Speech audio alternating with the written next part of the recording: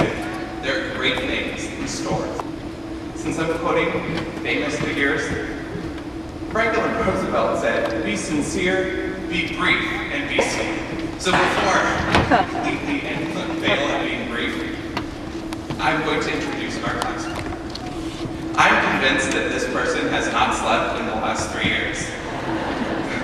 He was an associate editor of the Law Review, competed on the interscholastic moot court team, served on the Student Bar Association as a senator and treasurer, worked on the Guantanamo reports, is married, and has 2 children under 4 years old, and graduates as valedictorians.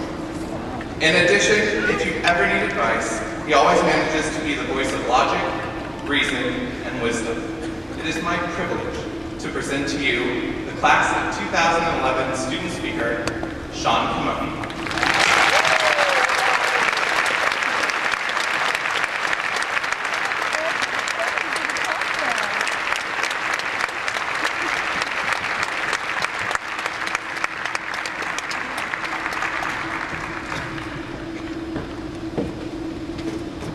Deans, professors, administrators and staff, distinguished guests, family and friends, fellow graduates. Today is the day. For some of us, today is the day you have planned for years. Every decision you've made for as long as you can remember has been made with this day in mind. Your goal was certain, your path direct. Today is your day.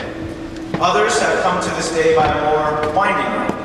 You built your castles in the air, as Thoreau put it, and have found that he was right.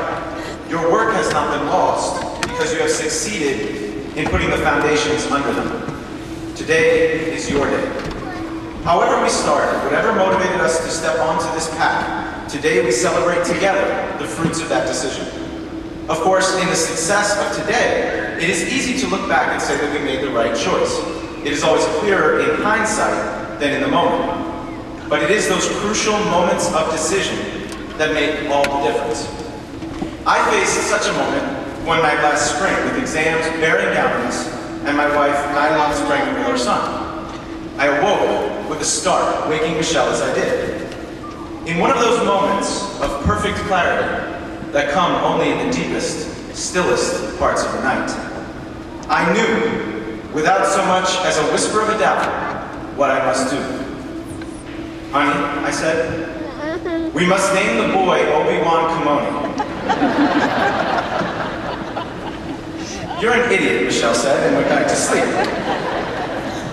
And when our son arrived 28 hours after my last exam, we named him Justin. Now, in hindsight, I can see that that was probably a good decision. I can only hope that Justin will agree with us in a few years. After all, he is the one who will have to live with our decision not to name him after a Jedi. We live each day with the consequences of our own decisions, but of others as well. In our coursework, we all spent considerable studying the common law, the centuries-old tradition of accumulating decisions of courts, judges, and juries into a body of rules and standards. 3 years ago, I had no idea what the term common law meant. I have developed a deep appreciation and respect for this system that was born under kings and survives to govern democracies. And I have come to understand that there is nothing common about the law. We humans tend to build things that reflect our own condition and experience. So this system of law, based on the accumulated decisions of those who came before us, is not surprising when we consider that that is essentially what we are as well.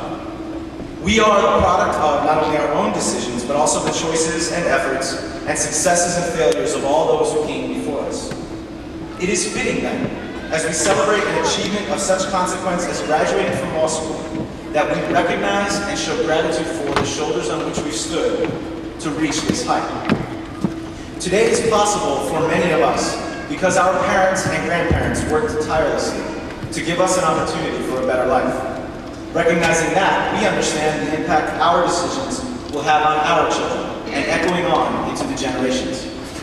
Today is possible for us because brave men and women took up pens to craft a nation of laws and took up arms to liberate and defend it.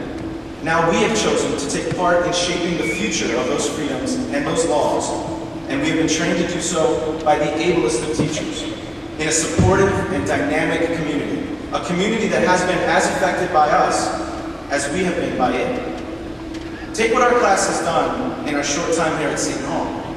Our class, led by the Student Bar Association, was instrumental in promoting energy efficiency and conservation in the law school. Through SBA, student groups, and the unofficial bar review, the class of 2011 has raised the bar for social and networking events.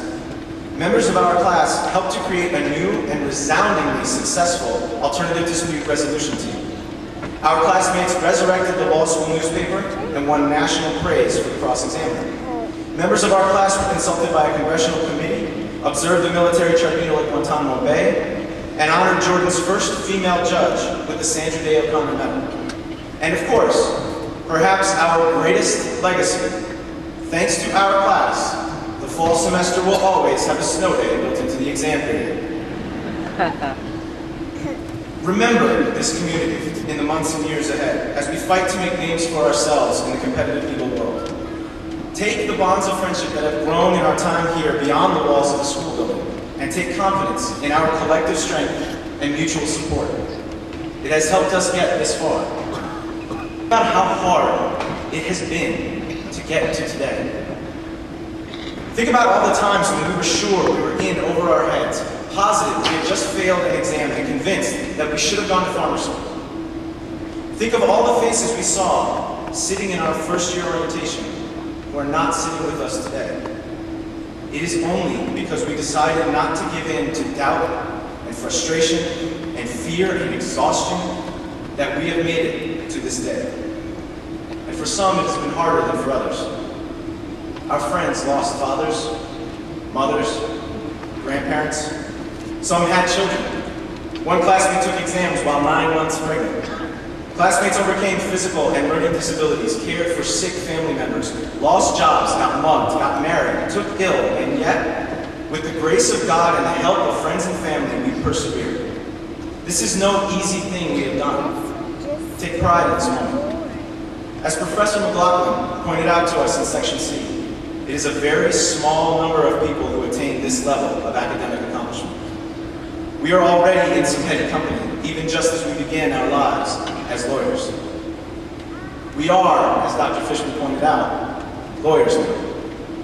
While the full meaning of this new position of privilege and power is still sinking in, we should recognize our responsibility to use this for the good of our fellow men and women. It is right and honorable that we should follow in the noblest traditions of this profession and render service to those who need it. After all, we did not get here on our own. Ultimately, we reflect the decisions and actions of those who have come before us, and we are molded by what we choose to do in response to what is given us. If the common law has been formed in the image of woman and man, perhaps it is because we have been formed in the image of that which created us. If God truly created us in His image, then maybe what that means is that when we look in the mirror, we see reflected there the sum total of all of creation as it has affected us, through family and friends, professors and classmates, kings and judges and perfect strangers whose influence is tempered by the exercise of our own judgment. In this respect, we are the common law of the highest court, set down by the highest judge. There is nothing common about the law, and there is nothing common about what we have achieved. Today is our day. Congratulations, good luck, and God bless the class of 2011.